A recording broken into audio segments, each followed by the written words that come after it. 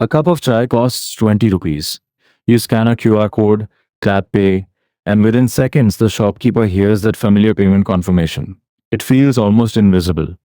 But behind that tiny transaction sits one of the world's most fascinating payment systems. Because UPI isn't simply about replacing cash.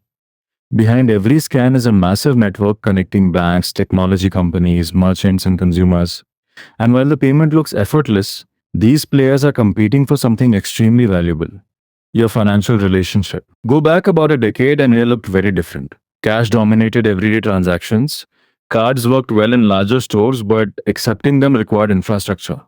Bank transfers existed, but paying a vegetable seller or chai shop digitally wasn't something most people considered normal. Instead of building another digital wallet, India pursued a different idea. What if bank accounts could communicate through a common real-time payment layer? Your money could remain inside your bank while an application provided a simple interface to move it. That infrastructure became the Unified Payments Interface, better known as UPI. Developed by the National Payments Corporation of India, the system began its pilot journey in 2016. Its most important feature wasn't a flashy application.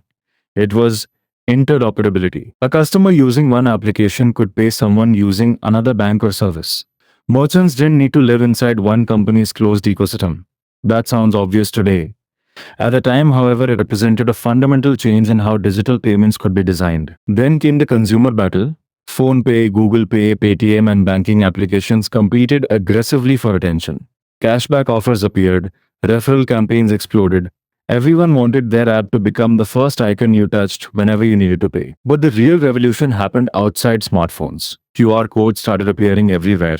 Supermarkets, restaurants, taxis, pharmacies, vegetable carts, and tiny tea stalls. Digital payment infrastructure that once required expensive hardware could now be represented by a printed square of paper. And this is where the story becomes interesting. Many people associate UPI with whichever payment app they use. But the app is only one layer. Underneath sits shared payment infrastructure connecting banks and participants across the ecosystem. Think of UPI like a highway. The infrastructure provides the road. Banks hold customer accounts and move money through the system. Payment applications help people enter that highway. Merchants provide destinations. Nobody controls every layer, but everyone wants the strongest possible position. Why fight so aggressively when the payment itself can generate little direct revenue? Because payments create frequency. People may take a loan occasionally or buy insurance once a year. But payments can happen several times every single day. Once an application becomes part of that daily habit, the opportunity becomes much larger. Merchant services, credit, insurance, investments, commerce, and subscriptions can surround the payment experience. The humble QR transaction can become an entrance into an entire financial ecosystem. This creates an unusual relationship. Banks control accounts and regulated financial infrastructure. Fintech companies can control powerful consumer experiences and distribution. They need each other for the ecosystem to work, yet they may also compete for who owns the customer's attention. UPI also represents something larger for India: digital public infrastructure built at enormous scale. Instead of every company constructing a completely separate payment network, businesses can innovate on top of common rails while competing at the service layer. And the ambition doesn't necessarily stop at India's borders. UPI-related payment connections and acceptance have expanded internationally.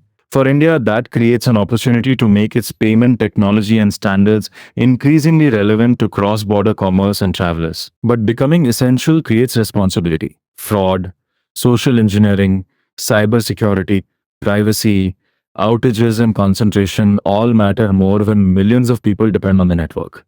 A system designed for convenience must constantly balance speed, accessibility, security, and resilience. So the next UPI battle may not be about who can process a payment.